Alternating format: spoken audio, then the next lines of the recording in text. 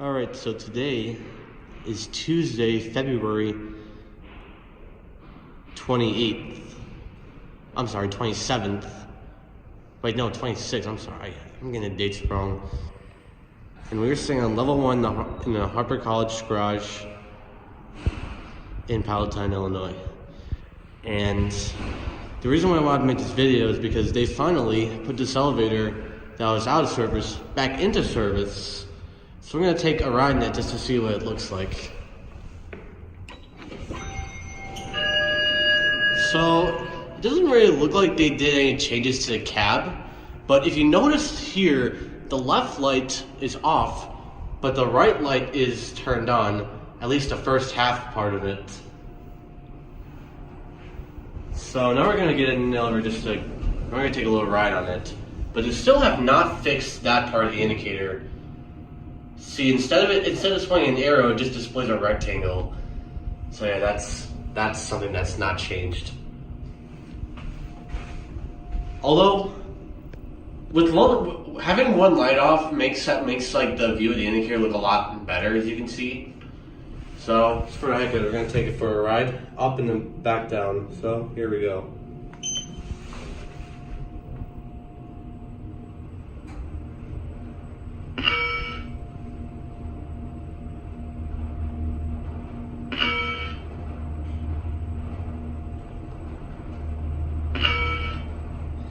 As you'll notice, like the number indicator also like displays this like solid color around it, which is quite interesting. So here we're up at 4, and we can also see a status, like the status is up. It just went away, but like as that rectangle was showing you, you also saw an alarm symbol and I think some gauge symbol. So I guess if the alarm is pressed, then that symbol appears. Let's go see. Nope. Does not seem like that happens to be the case. That actually does happen to be the case. You might have saw the bell symbol appear several seconds ago when I pressed the alarm button. To prove that the symbol does appear, let's replay the clip in slow motion.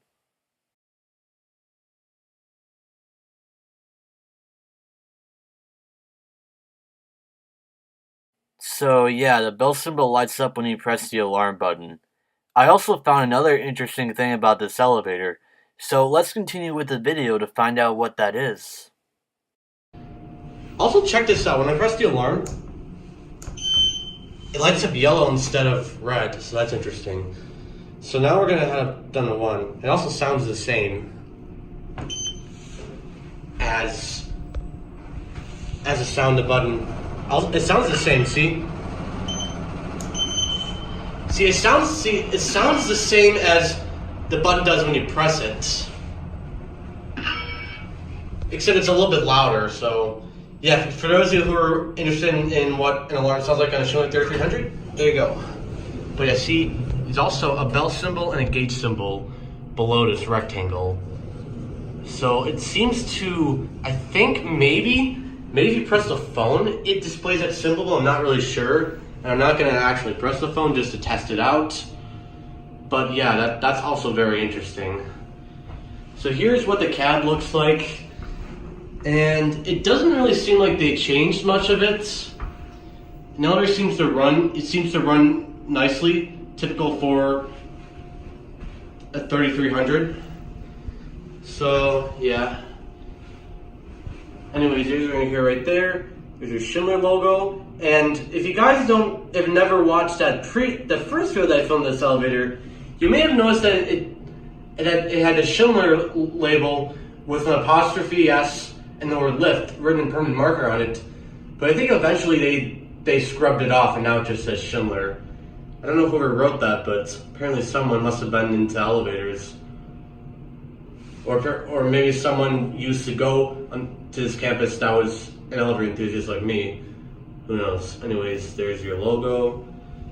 Here are your fixtures. And there's your phone right there. Certificate of inspection. I'll read it. There's also a random water bottle someone left in the elevator. So now we're gonna open the door.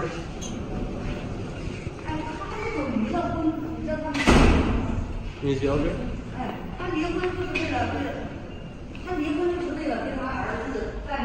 I guess she's not. Anyways, there it goes. And that's it.